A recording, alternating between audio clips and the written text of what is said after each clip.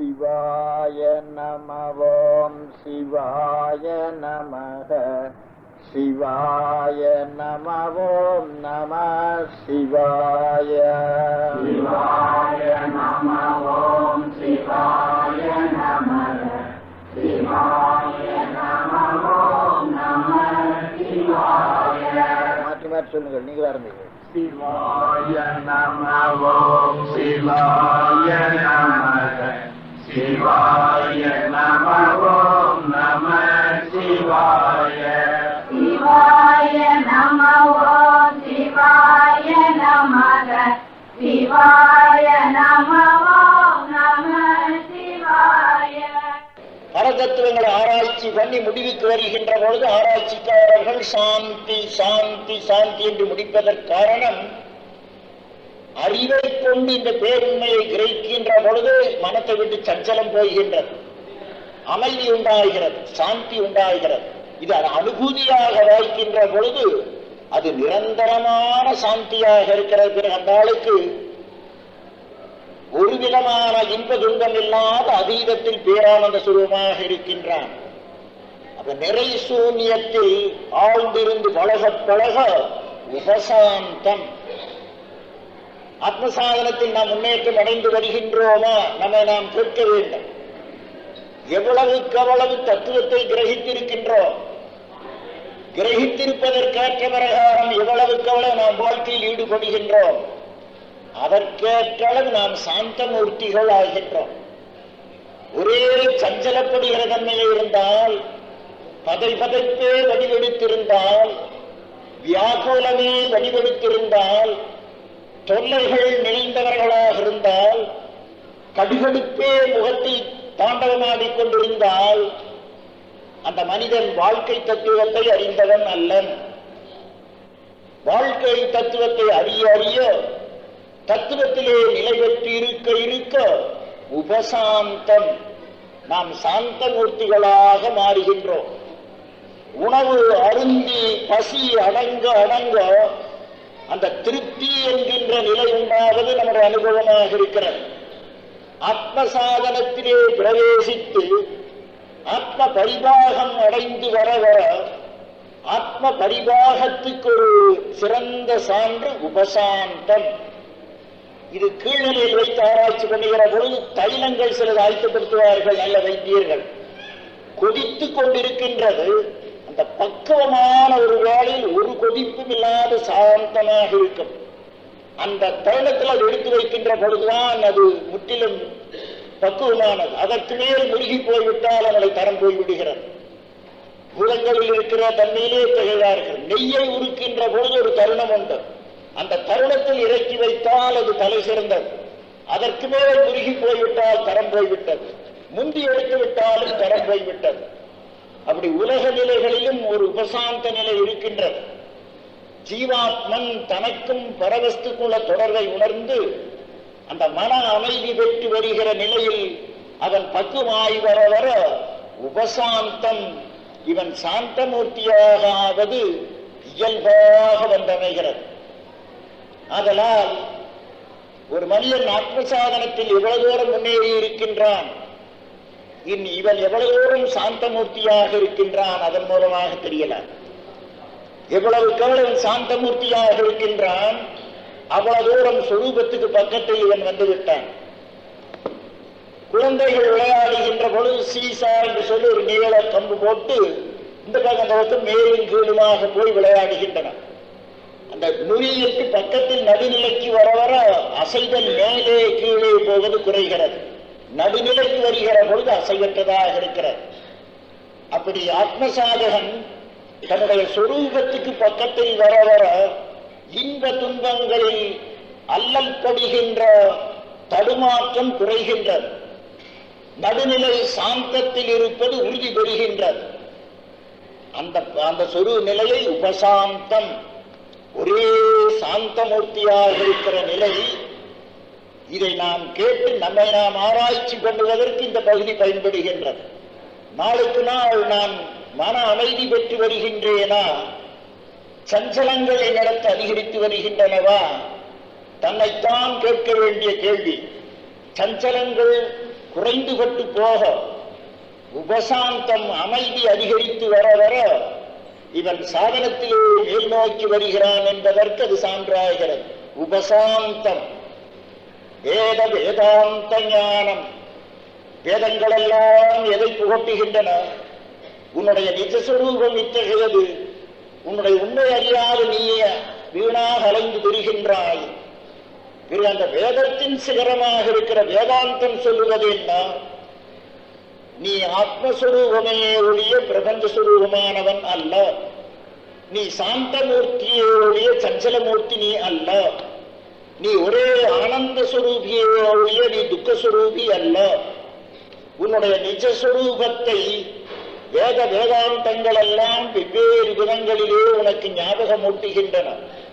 வேத வேதாந்த ஞானம். அப்ப சாஸ்திரங்கள் எல்லாம் ஆராய்ச்சி பண்ணுகின்றோம். இந்த சாஸ்திரங்களுடைய சாரம்தான் என்னென்று ஆராய்ந்து பார்த்தால், நாம் பிரபஞ்சத்தில் கற்றுண்டவர்களாக அலைந்து திரிந்து நம்முடைய யதார்த்த சுரூபத்தை மறந்துவிட்டு இயற்கையோடு சம்பந்தப்பட்டவர்களாக, சரீரத்தோடு தேகத்தோடு சம்பந்தப்பட்டவர்களாக இருந்து கொண்டு இன்ப துன்பங்களுக்கு நாம் ஆளாகி வருகின்றோம். ஞானிக்கில்லை இன்பமும் துன்பமும். அந்த உபசாந்தம் வந்து வருகிறது. தன்னுடைய நிஜஸ்வரூபமாகிய பேரானந்தத்தில் இவன் நிலை பெற்றவனாக இருக்கின்றான். அந்த நிலையை அடைந்தவன் அடையாதவன் சீர்தூக்குகின்ற முறையில் அப்பர் சுவாமிகள் பழையபடி சிவபக்தனாக மாறினார். சிவஞானம் வந்துவிட்டது. ஜைன மதத்திலிருந்து வந்ததனால் அது பெரிய குறை என்று எண்ணி பழையபடி அங்கு கொண்டு போக வேண்டும், இல்லாவிட்டால் இவரை துன்பத்துக்கு ஆளாக்க வேண்டுங்கிற அரசனுடைய உத்தரவை கேட்டு வந்திருக்க மந்திரி பிரதானிகள் சொன்னார்கள், நீ படாத துன்பத்துக்கு ஆளாகப் போகின்றீர். எச்சரிக்கை சொன்னார்கள். பெரிய துன்பத்துக்கு ஆளாகப் போகின்றீர். இன்பமே என்னாலும் துன்பமில்லை. அந்த ஞானம் வந்ததனுடைய அறிகுறி இவர்கள் போட்ட கேள்வி, அதற்கு அவர் கொடுத்த விடை, அது நிறை ஞானிக்குத்தான் சாத்தியமாகும். வேந்தன் உம்மை வேண்டுகின்றார், நாமார்க்கும் குடியல்லோம், மரண வேண்டனுக்கு ஆளாவீர், நமனை அஞ்சோம், நரக வேதனை இங்கே கண்டுபிடுவீர், நரகத்தில் இடர்படோம். இதெல்லாம் வெறும் பரிவேஷம், நடலையில்லே. அப்படி என்றால் தற்பெருமை, ஏமாப்போம், கட்டி தூக்கி கொண்டு போய்விடுவோம், பிடியறியோம், வணங்குகின்றீரா உடனே தண்டனைக்காளாக அணிவோம் அல்லோம், உன் தலைவிதி பெரிய துன்பத்துக்கு ஆளாக போகின்றீர், இன்பமே என்னாலும் துன்பமில்லை. இந்த துணிவின் நிலை உனக்கு எங்கிருந்து வந்தது?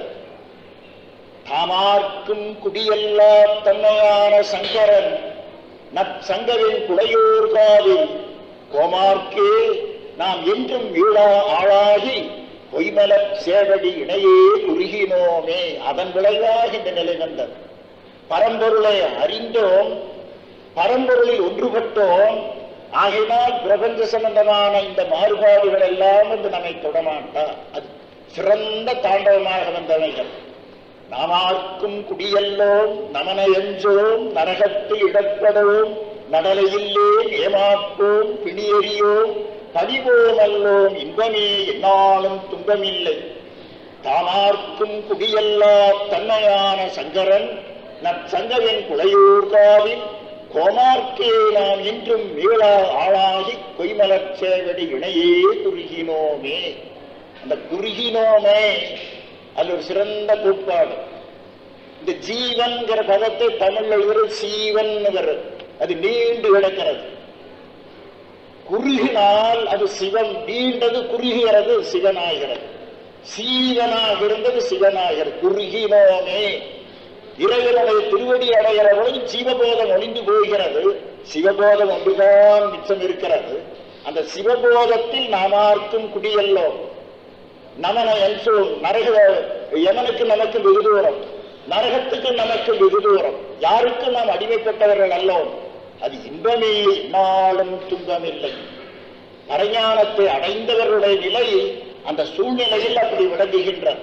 அது இங்கு எடுத்து சொல்லுகிற இடத்து வேத வேதாந்த ஞானம். இந்த சாஸ்திரங்கள் எல்லாம் உன்னுடைய நிஜஸ்வரூபம் இத்தகையது, நீ பிரபஞ்சத்தில் கட்டுப்பட்டு இருக்க வேண்டாம் என்பதை நமக்கு ஞாபகம் ஊட்டுவதற்காக வேத வேதாந்தங்கள் வந்து அமைந்திருக்கின்றன. வேத வேதாந்த ஞானம் பிரியாத பேரொழி, பிரியாது வணங்குவன் எப்பொழுதும். இது அவர் குற்றாயினவாறு விளக்கைகளே கொடுமை பல செய்தன நானறியே ஏற்றாயடிக்கே இரவும் பகலும் பிரியாது வணங்குவன் எப்பொழுதும். பரமாத்மாவுக்கும் ஜீவாத்மாவுக்கிடையில் பிரித்து வைத்தல் என்று ஒரு நாளும் இல்லை. சமுத்திரமும் சமுத்திரத்தில் இருக்கிற அலையை ஒரு நாளும் பிரிக்க முடியாது. ராமகிருஷ்ண பரமஹம்சருடைய ஜீவிதத்தை ஆராய்ந்து பார்த்தால் அருள் பெற்றோர்கள் பெற்ற பெருமை. சதா அம்பிகையினுடைய அருளுக்கு அவர் பாத்திரமானார். அந்த அம்பிகை காட்டித் தருகிற பாங்கில் இவர் சாதனம் புரிகின்றார். பேசுவிக்கின்ற பிரகாரம் பேசுகின்றார். முற்றிலும் கருவியாக அம்பிகையினுடைய கைவசம் இருக்கின்றார். பிசகி போதல் என்பது ஒரு நாளும் அவருக்கு இல்லை.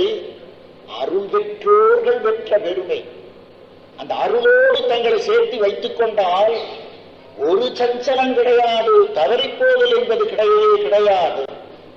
இனிமை நிறைந்த, பேரானந்தம் நிறைந்த, பரிபூரணம் நிறைந்த பெருவாழ்வாக வந்தமையர் அருள் பெற்றோர்கள் பெற்ற பெருமை. அந்த அருள் பெற்ற பெரியவர்கள் தான் அதை உள்ளபடி விளக்க முடியும். அந்த அருள் நம் அனைவருக்கும் சொந்தம். அந்த அருளோடு இணைத்து வைத்துக் கொள்ள தெரியாமையினால் இவ்வளவு துன்பத்துக்கு நாம் ஆளாகின்றோம். அருள் பெற்றோர் பெற்ற பெருமை. இதற்கு மேலான போக்கில் இனிய ஒரு மொழியில் சொல்ல முடியாது. அருள் பெற்றோர்கள் பெற்ற பெருமை.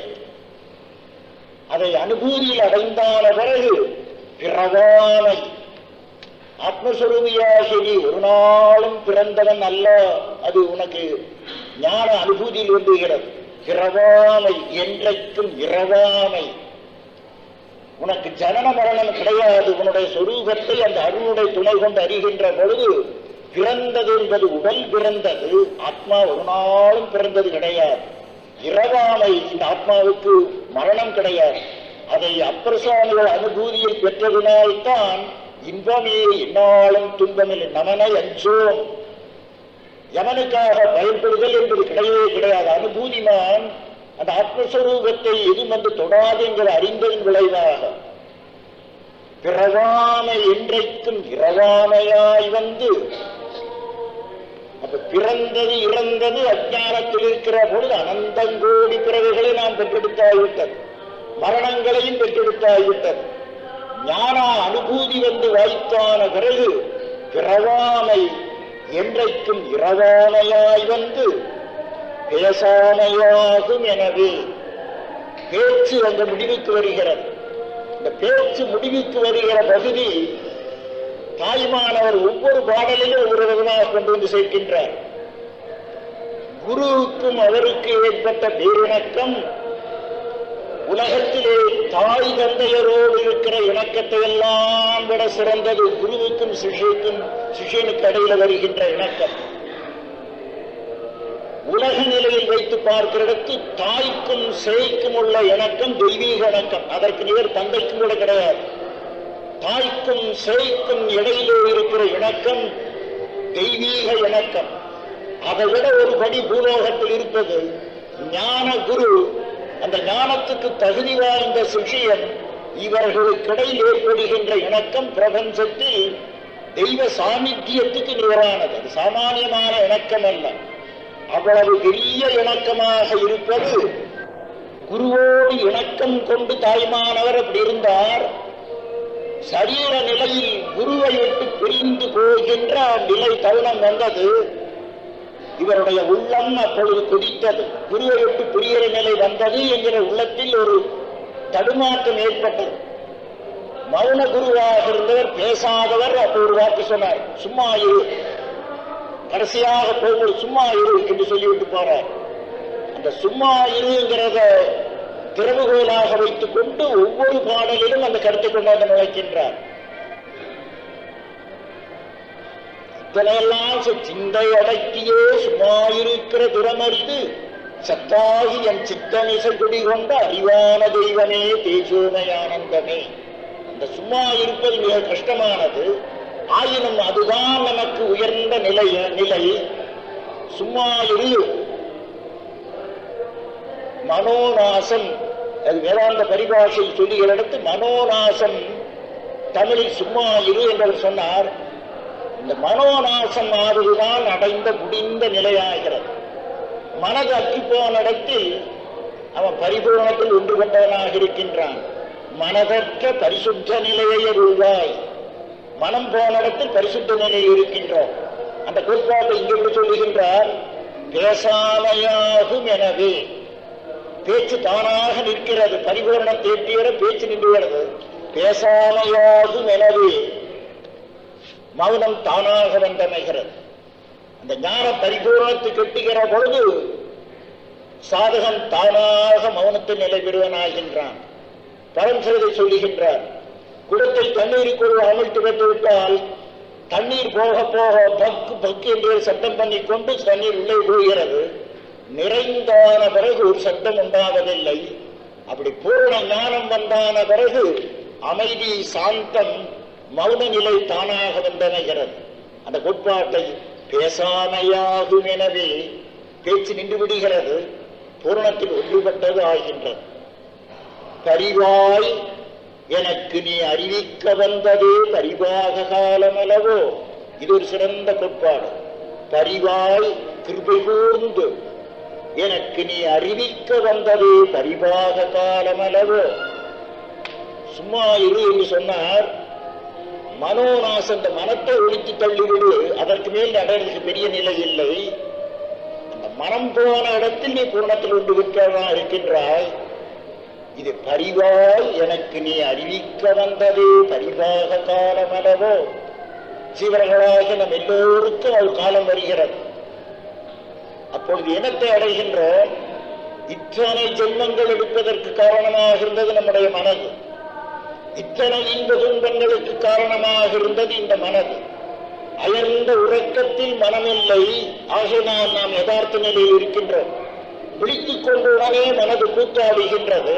அது மனது நாசமாக கிடையாது, ஓய்வு பெற்றது. சமாதி நிலையில் வந்து மனோநாசம் ஆகிவிட்டால் அந்த பெரிய நிலை பக்குவமாகின்ற பொழுது ஞானகுரு எடுத்து காட்டுகின்றார். பரிவாய் எனக்கு நீ அறிவிக்க வந்ததே பரிவாக காலமளவோ. தாய்க்கும் சேய்க்கும் இடையில் இருக்கிற இணக்கம், ஞான குருவுக்கும் சிஷையிற்கு இடையில் இருக்கிற இணக்கம், அந்த மன நிகழ்ச்சி, மன அழிந்து போகிற மனதில் ஒரு நிகழ்ச்சி, ஒரு இனிய இணக்கம். கடைசியாக இந்த உண்மையை நீ புகட்டி அல்லலுக்கு பெரிய நிலையில் இருக்கும்படி காட்டி அருவனாயே. நான் பரிபாகம் அடைந்ததன் விளைவாக வல்லவா இந்த முடிந்த உண்மை உன்னால் எனக்கு பகரப்பட்டது. பரிவாய் எனக்கு நீ அறிவிக்க வந்தது பரிபாக காலமளவோ. பார்க்கும் இடமெங்கும் ஒரு நீக்கமர நிறைகின்ற பரிபூரணானந்தமே. அது பரிபூரணமாக பரவஸ்திருக்கின்றது. அது பேரானந்த சுரூபமாக இருக்கின்றது. அந்த பரவொளியை ஆதாரமாக கொண்டு அதை ஆலம்பமாக ஆதாரமாக வைத்துக் கொண்டு பிரபஞ்சமெல்லாம் அதன் மீது தோன்றி வந்து நிலை பெற்றிருந்து அதில் ஒடுங்குகின்றன. ஜீவர்களெல்லாம் அதில் தோன்றி வந்து நிலை பெற்றிருந்து அதில் ஒடுங்குகின்றன. கர்மபந்தம் இருக்கிற பொழுது தோன்றுதல் ஒடுங்குதல், தோன்றுதல் ஒடுங்குதல்ங்கிற பிறப்பு இறப்பு மயமாக இருக்கிறது. மனோபக்குவம் அடைந்து மனோநாசமாயி அந்த அகண்ட சச்சிதானந்தத்தில் இரண்டர ஒன்றாக கலந்தான பிறகு மறுபிறப்பு என்பது கிடையாது. பரத்தில் இவன் ஒன்றுபட்டவனாகின்றான். அனுபூதியில் அதை அடையப் போகின்ற பொழுது பார்க்கும் இடமெங்கும் ஒரு நீக்கமர நிறைகின்ற பரிபூரண ஆனந்தமே. அகண்டாகாரமாக இருக்கிறது, பேரானந்த சுரூபமாக இருக்கிறது, குறையில்லா நிறைநிலை பூரணமாக இருக்கிறது. அது நம்முடைய யதார்த்த நிலை. ஜீவபோதத்தை வரவழைத்துக் கொண்டு இத்தனை அல்லல்கள், இத்தனை ஜென்மங்கள் அடைந்தோம். இதை ஒதுக்கிவிட்டு அந்த பழைய நிலைக்கு போவது நம்முடைய குறிக்கோள். கிருபை கூர்ந்த அந்த பெரிய நிலை எனக்கு காட்டி அருளினாய். அதற்கு மேல் நான் பெரிதற்கு புதியது யாது இருக்கின்றது? வேதம் என்று எடுக்கிற இடத்து வித்யா சுரூபமாக இருப்பது வேதம். நல்லறிவை எது புகட்டுகின்றது? அது வேதம். பாஷைகள் பல உலகில் தோன்றி வர ஆரம்பித்தன. ஆராய்ச்சி பண்ணியவர்களுக்கு எட்டியது உலகத்தில் உள்ள எல்லா சமுதாயங்களையும் ஆராய்ந்து பார்க்கிற இடத்து மானுட வர்க்கத்துக்கு அகப்பட்ட நூல்களில் மிக பழையவை வேதங்கள். அந்த வேதங்களிலும் ரிக்வேதத்துக்கு பழையது வேறொன்றும் இல்லவே இல்லை. ரிக்வேதத்திலேயே சம்ஸ்கிருத மொழி அவ்வளவு அற்புதமாக அமைந்திருக்கிறது என்றால், இந்த மொழி மற்ற மொழிகளுக்கெல்லாம் முந்தியதாக இருக்கின்றது. பரதத்துவத்தை விளக்குவதற்கு பொருத்தமான மொழியாக அமைந்திருக்கின்றது. ஆனால் பரதத்துவம் அந்த ஒரு மொழியிலேயே அடங்கியதாகவில்லை. நாளேற ஏற புதிய மொழிகள் வடிவெடுத்து வர புதிய மொழிகளிலே அந்த பழைய உண்மை சொல்லப்பட்டிருக்கிறது.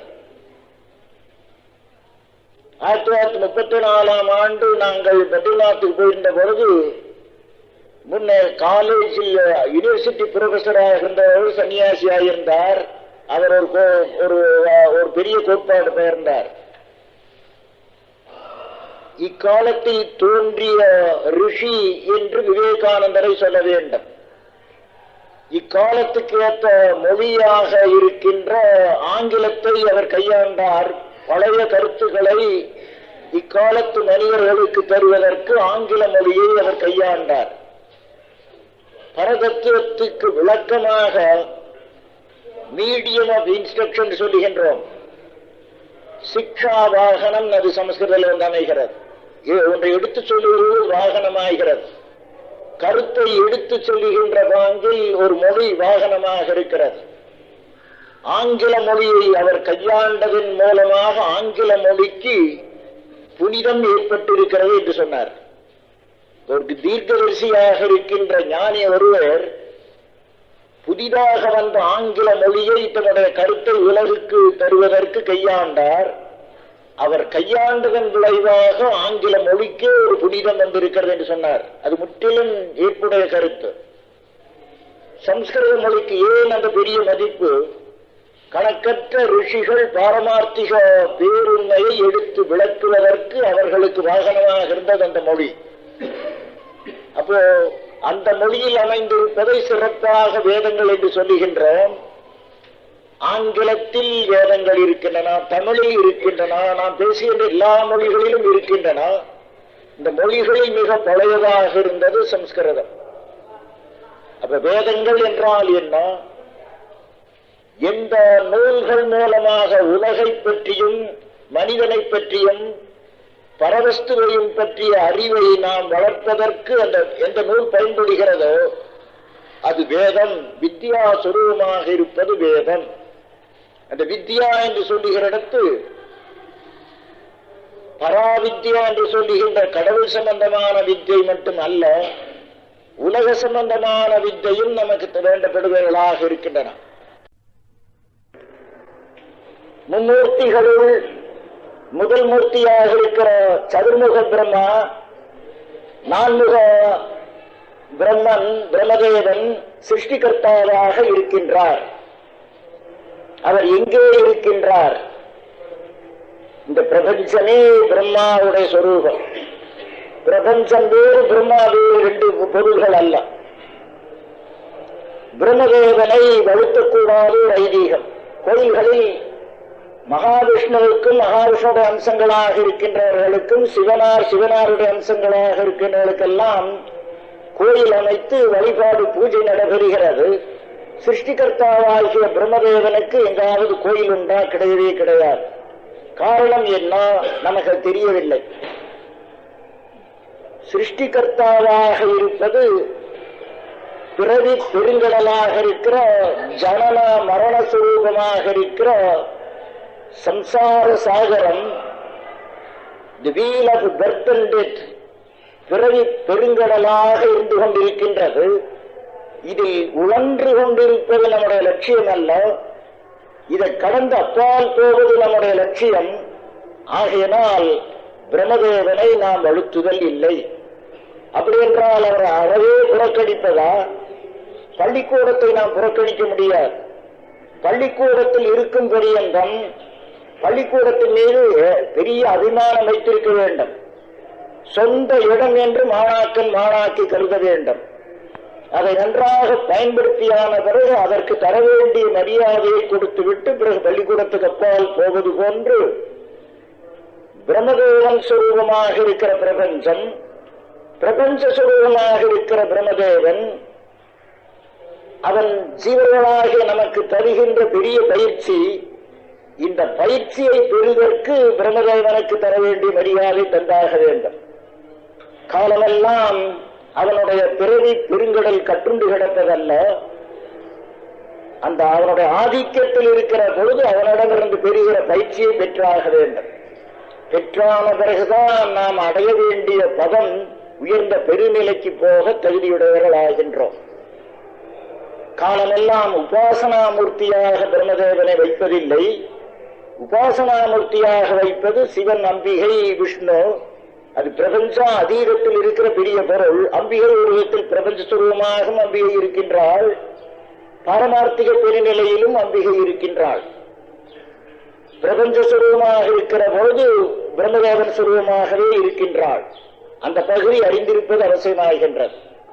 ஆதலால் வேதங்கள் என்று எடுக்கப்படுகின்ற நமக்கு நல்லறிவை புகட்டுகின்ற சாஸ்திரங்களிடத்து பக்தி விசுவாசம் வைத்து அவைகள் புகட்டுகின்ற மேலான தத்துவங்களை உள்ளது உள்ளபடி அறிந்து வாழ்க்கையில் இதுதான் நமக்கு லட்சியம் என்று தெளிவு அடைய வேண்டும்.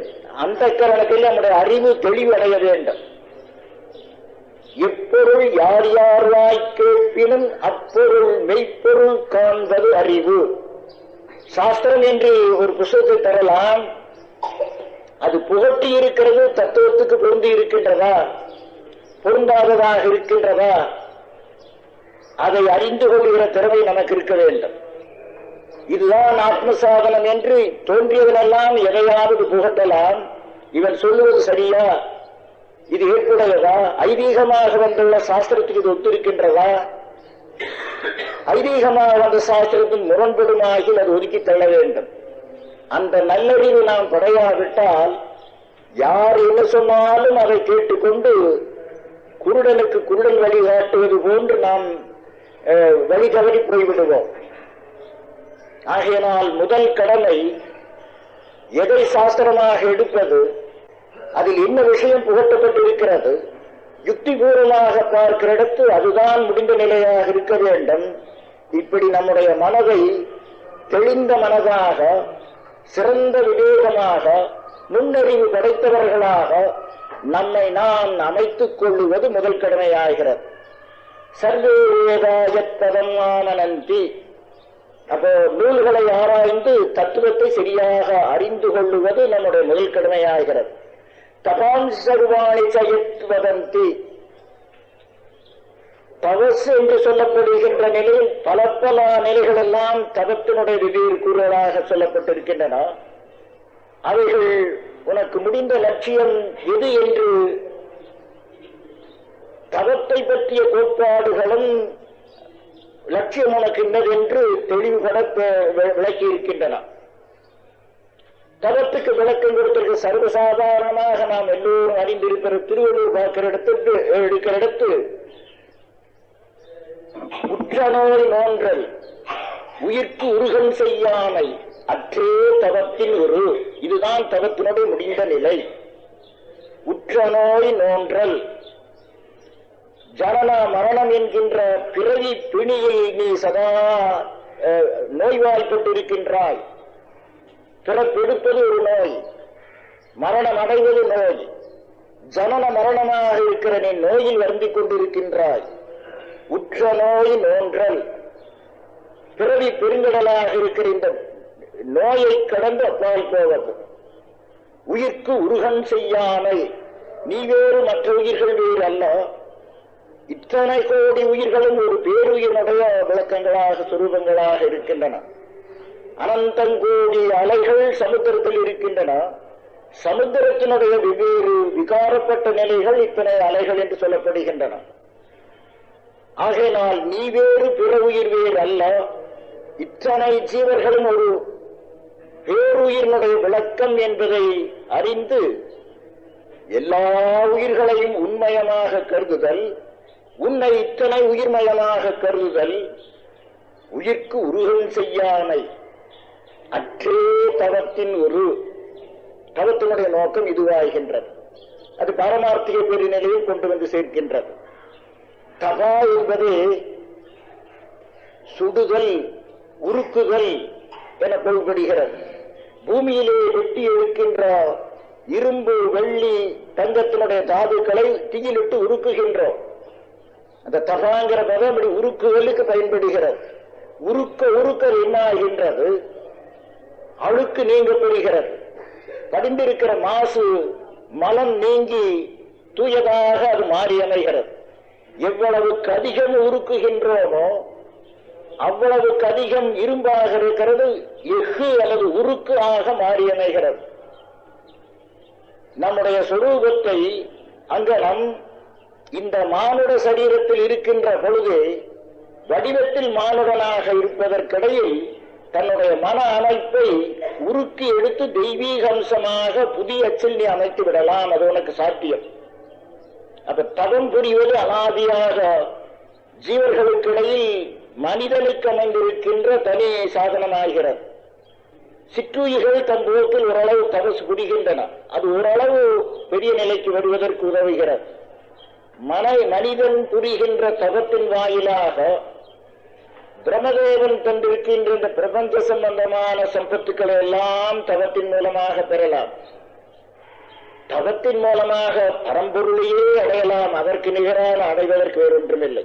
அவ்வளவு மகோன்னதமான நிலையில் இருக்கின்ற பாரமார்த்திக பெருநிலையை அடைவது ஈராக வைத்துக் கொண்டு பிரபஞ்சத்தில் எதை வேண்டுமென்றாலும் நீ தவத்தின் மூலமாக பெறலாம். அதற்காகவென்று உன்னை நீ ஆயத்தப்படுத்தினால் அல்லது எதற்காகவென்று உன்னை நீ ஆயத்தப்படுத்துகின்றாய் அதை பெற உனக்கு சாத்தியமாகின்றது. அதன் பொருட்டு உன்னை சரியாக ஆயத்தப்படுத்துவதற்கு தபஸ் என்று பெயர். மேலை தவத்தளவே ஆகுமான் தான் பெற்ற செல்வம் இன்னொரு விளக்கம் வருகிறது. செல்வம் என்று எடுக்கிற இடத்தில் நீ எத்தகைய சம்பத்தை பெற்றவனாக இருக்கின்றாய். மக்கள் பேர் பெறுவதும் ஒரு செல்வம், தனதானியத்தை பெறுவதும் செல்வம், கல்வியை பெறுவது செல்வம். எதை வேண்டும் என்றாலும் பெறுகிறோம், அது நமக்கு செல்வமாகிறது. ஐஸ்வர்யங்கிறதாக பெயர்படுகிறது. நீ புரிகின்ற தபத்துக்கேற்ற பிரகாரம் நீ எதை வேண்டும் என்றாலும் பெறலாம். தபஸ் என்பது நிஷ்காமிய தபஸ் இருக்கிறது, காமிய தபஸ் இருக்கிறது. அசுரர்கள் பண்ணுவதெல்லாம் காமிய தபஸில் கடைப்பட்டது. அவர்கள் பெறுகிற திறமை வல்லமைகள் எல்லாம் பிறருக்கு உபத்திரம் தருவதற்கான போக்கில் தங்களுடைய வரத்தை கேட்பார்கள். பண்பட்டவர்கள் எதை வரமாக கேட்கின்றார்கள்? நச்சிகேதன் கேட்டது முடிந்த எந்த ஞானத்தை பெற்றால் வாழ்க்கை சம்பந்தமான பிரச்சனைகள் அத்தனையும் அடிபட்டு போகின்றன. அந்த பாரமார்த்திக பரதத்துவத்தை பற்றிய வரமாக மூன்றாவதாக கேட்டான். பக்தர்கள் பக்தராஜனாக இருந்த பிரகலாதன் இஷ்டமூர்த்தி வழிபடு தெய்வம் மகாவிஷ்ணு தரிசனம் கொடுத்தான பிறகு, தெய்வத்தினுடைய தரிசனம் வந்தான பிறகு அடுத்தபடியாக வரம் தருதல் ஒரு ஐதீகம். தரிசனத்தை பெற்றான பிறகு நீ ஒரு வரத்தை கேள், அந்த வரம் தருகிறேன் என்று மகாவிஷ்ணு சொல்லுகின்றார். பிறகு உன்னுடைய தரிசனம் கிடைத்திருக்கிறவோ அதற்கு மேல் எனக்கு வரம் ஒன்றும் வேண்டாம், உன்னுடைய தரிசனமே என்னுடைய முடிந்த நிலை, அதற்கு மேல் வரம் வேண்டாம். இல்லை, ஒரு வரம் தருவது ஐதீகம், அதை நீ கேட்டு பெற்றுக்கொள். இவனுடைய பண்பாடு அடைந்ததுக்கு அறிகுறி, எனக்கு தீங்கு செய்தவர்களுக்கெல்லாம் நீ நலம் செய்வாயாக. கடவுளே தலைவணங்கியாக வேண்டும், அவ்வளவு உயர்ந்த மகோன்னதமான நிலை. எனக்கு தீங்கு செய்தவர்களுக்கெல்லாம் நீ நலம் செய்வாயாக. அந்த வரம் கேட்கின்றதில் அவனுடைய ஒவ்வொரு ஆத்மசாதகனுடைய பரிபாகம், எதை அவன் வரமாக கேட்கின்றான் அவனுடைய பரிபாகம் அதில் விளங்குகிறது. தபத்தின் மூலமாக பரம்பொருளை நீ அடையலாம், தபத்தின் மூலமாக பிரபஞ்சத்தில் எதை வேண்டும் என்றாலும் பெறலாம். உண்மை என்ன? உலகத்தில் யார் யார் எந்தெந்த நிலையை அடைந்தவர்களாக இருக்கின்றார்கள், அவர்கள் அதற்காக என்று தவம் புரிந்து தங்களை பக்குவப்படுத்தி பெற்றிருக்கின்றார்கள். பிரபஞ்ச சம்பந்தமான சம்பத்துக்கள் அத்தனையும் அழிந்து கொண்டு போகக்கூடியவைகள். அவைகளுக்காக செய்கின்ற தபசு காமிய தபசு. பெறுகின்ற பேரு ஒரு காலத்தில் இருந்து இன்னொரு காலத்தில் இல்லாத போய்விடும். அந்த போக்கில் தவம் புரிவது, அந்த போக்கில் வரம் வாங்குவது ஆத்மசாதகனுக்கு பொருந்தாது. தவம் புரிவதெல்லாம் பிரபஞ்ச அதீதத்துக்கு போவதற்கு ஏற்றதாக இருக்க வேண்டும். அப்ப தப என்பது உலோகங்களை உருக்கி இழகி நீர் போன்று ஆகும்படி செய்து புதிய கருவிலே ஊற்றி அதை புதிய வடிவெடுக்கும்படி உலக பொருள்களை செய்வதற்கு நிகராக நம்முடைய அந்தக்கரணத்தை அறவே தெய்வீகமயமாக மாற்றி அமைத்து சரீரத்தில் மானுட வடிவத்தில் இருப்பதற்கிடையில் மன அமைப்பிலே முழுதும் தெய்வ சம்பத்து வாய்ந்த பெருமனதாக திருத்தி அமைப்பது தவத்தின் மூலமாக சாத்தியமாகிறது. மேலை தவத்தளவே ஆகுமாம் தான் பெற்ற செல்வம். தவம் என்பது நம் கைவசம் அமைந்திருக்கிற சிறந்த கருவி. எதிரிகளை கொள்ளுவதற்கு பிரம்மாஸ்திரத்துக்கு நிகரானது வேறொன்றும் இல்லை. ராமன் தன்னுடைய ஜீவிதத்தில் விளக்கி இருக்கின்றான். மானுடனாக பிறந்திருக்கிறவனிடத்து தவத்துக்கு நிகரான ஆயுதம் அவனிடத்தில் இல்லை. தவத்தின் மூலமாக இவன் தன்னை எப்படி வேண்டும் என்றாலும் மாற்றி அமைத்துக் கொள்ளலாம். இதற்காக அடுத்த பிறவி எடுப்பது என்கிறதெல்லாம் அது கோழைகளுடைய கொள்கை. இந்த ஜென்மத்திலேயே நீ எந்த நிலை அடைய விரும்புகின்றாய், தவத்தின் மூலமாக அந்த நிலையை அடையலாம். தவம் அவ்வளவு சிறந்த கருவியாக ஆயுதமாக உன்னுடைய கைவசத்தில் இருக்கின்றது. மன அமைப்பில் எந்த நிலை நீ வேண்டும் என்றாலும் அந்த நிலையில் போவதற்கு உனக்கு நொடிப்பொழுதில் போவதற்கு சாத்தியமாகின்றது. அந்த லட்சியத்தை மனதை கொண்டு கிரகித்து திரிகரணங்கள் அதிலேயே ஆழ்ந்து மூழ்கி கிடக்குமானால் அது தபஸ் என்கின்ற பெயர் பெறுகிறது. பரந்த பாங்கில் விவேகானந்த சுவாமிகள் தபசுக்கு விளக்கம் சொல்லுகிற இடத்து இக்காலத்திய பௌதிக விஞ்ஞானிகளும் சிறந்த தபசிகள், சிறந்த முனிவர்கள், பழங்காலத்து ரிஷிகள் பிரபஞ்ச அதீதத்தில் உள்ள பொருளில் கருத்தை செலுத்தி அந்த தத்துவத்தை அறிந்தார்கள். இக்காலத்திய பௌதிக விஞ்ஞானிகளையும் ரிஷிகள் என்று சொல்ல வேண்டும். முழு கருத்தை இந்த பிரபஞ்ச பொருளில் செலுத்தி இதனுடைய தத்துவத்தை கிரகிக்கிறார்கள். அது உலக நன்மைக்காக கொடுக்கிறார்கள். பௌதிக விஞ்ஞானிகள் கண்டறிந்த உண்மைகளை எல்லாம் உலக நன்மைக்கு கொடுத்திருக்கிறார்கள். இடைக்காலத்தில் நம் நாட்டில் தோன்றிய அசாதாரணமான அறிவு பெற்றவர்கள் எல்லாம் தங்களோடு மறைத்து வைத்துக் கொண்டார்கள். அரிய ஔஷதம் மருந்ததாக இருந்தால் யாருக்கும் சொல்லித் தருவதில் தன்னோடு வைத்து தன்னோடு அழிந்து போக வேண்டியது. ஒரு சான்று இன்றைக்கு காமாலை பிடித்தவர்களுக்கு கீழாநல்லூரில் அதிதூர சிகிச்சையாகிறது என்பதை புதிய பழைய காலத்து முறையை இந்த புதிய டாக்டர் கண்டுபிடித்திருக்கிறார்கள், கையாளுகிறார்கள். அதற்கு மேல் ஒரு அலாதியான பச்சிலை ஒன்று இருக்கிறது. கீழாநல்லூரில் சிகிச்சையாகாது அதில் ஆகிறது. ஈரோட்டூர் பேரூரில் பிரிந்திருக்கின்றான். ஒரு டாக்டர் கரணம் போடுகிறார், சொல்லித்தர மாட்டேன் என்கின்றார். அவனோட அழிஞ்சு போய்விடும். நான் நல்லத்துக்கு பயன்படுத்துகின்றேன், இருக்கிறவரை யாரும் சொல்லித்தரக்கூடாது, சொல்லித்தந்து அது போய்விடும். இது இவ்வளவு அஞ்ஞான நிலையில் இருக்கிறார்கள். ஆனால் பௌதிக விஞ்ஞானிகள் கண்டதையெல்லாம் உலக நன்மைக்கு கொடுத்தார்கள். அவர்கள் புரிகின்ற தவத்துக்கு ஒரு விளக்கம் அதன் பொருட்டு நாம் எடுத்திருக்கின்றோம். ஜெகதீஷ் சந்திர போஸ் இக்காலத்தில் தோன்றிய பௌதிக விஞ்ஞானிகளில் ஒரு தலை சிறந்த விஞ்ஞானி. மனிதனிடத்திருக்கின்ற உணர்ச்சி, உறக்கம், விழிப்பு, மகிழ்ச்சி, துக்கம் எல்லாம் ஸ்தாவரம், மரம், செடி கொடிகளுக்கு உண்டு. இதை அவர் அதற்கேற்ற கருவிகளை உண்டு பண்ணி லண்டனில் விளக்கி காட்டினார். செடி தூங்குகின்றது, அது விழித்துக் கொள்ளுகின்றது, அதற்கு மகிழ்ச்சி உண்டாகிறது, துக்கம் உண்டாகிறது, விஷம் தருகிற இடத்து அது வருந்துகின்றது, நல்லுணவை தருகிற பொழுது மகிழ்ச்சி அடைகிறது. இத்தனையும் அவர் நிரூபித்து அதற்கேற்ற கருவி ஒன்று நிரூபித்து காட்டினார். ஒரு இடத்தில் அதற்கு இன்ஜெக்ட் பண்ணுகிறார், சிறிய அளவு தாங்கக்கூடிய விஷத்தை கொடுக்கின்றார், அது பதைப்பது சிறந்த பெரிதாக மேக்னரி பண்ண ஒரு நிழல் எடுத்து காட்டுகிறார். இதோ இன்னும் கொஞ்சம் விஷம் செலுத்துகிறேன், அது செத்து போகும் சொன்னார். ஐயோ கொல்லாதேன்னு கட்டிவிட்டார்கள். ஒரு செடியை குறித்து அது வருந்துகிற நிலை அவ்வளவு பெருசா எடுத்து காட்டுற பொழுது கொல்லாதேன்னு சொன்னார்கள். பிறகு இவரண்ட கேட்டார்கள், இந்த உண்மையெல்லாம் நீர் எப்படி அறிந்து கொண்டீர்கள்?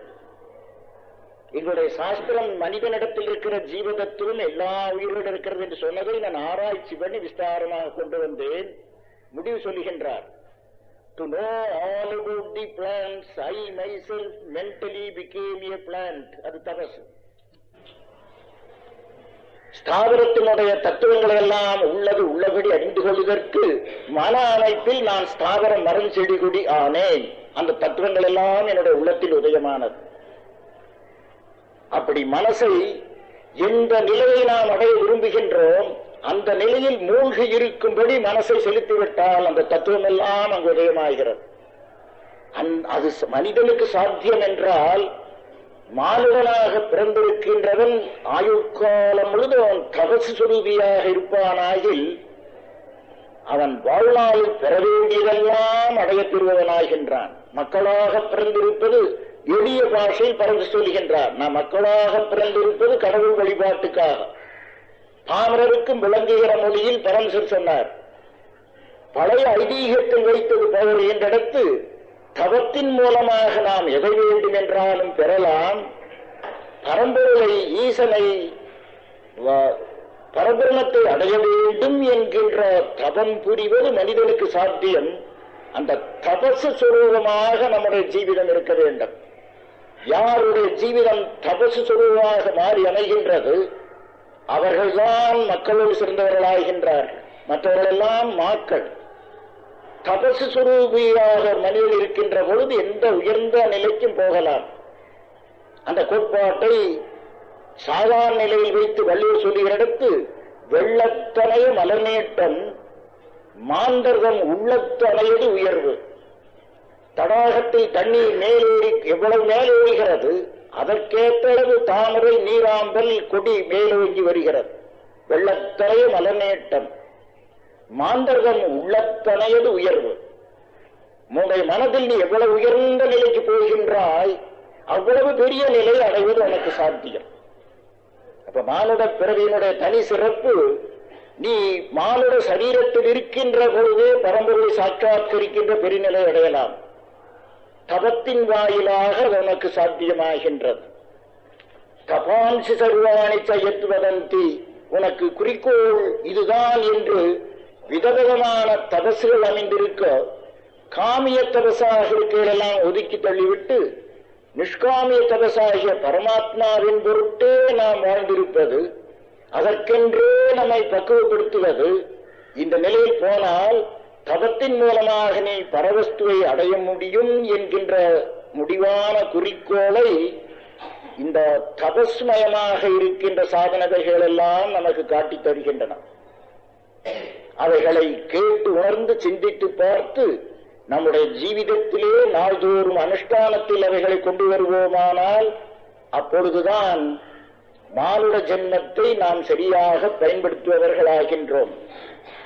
மூன்றாவது கோட்பாடாக யதிச்சந்தோ பிரம்மச்சரியம் சரந்தி, எந்த முடிந்த பதம் நிலையை அடைய விரும்பி முனிவர்கள் பிரம்மச்சரியத்தை அனுஷ்டித்தார்களோ அந்த நிலையை நாம் அனுஷ்டிக்கின்ற போது அவர்கள் அடைந்த பெருநிலையை அடையலாம்.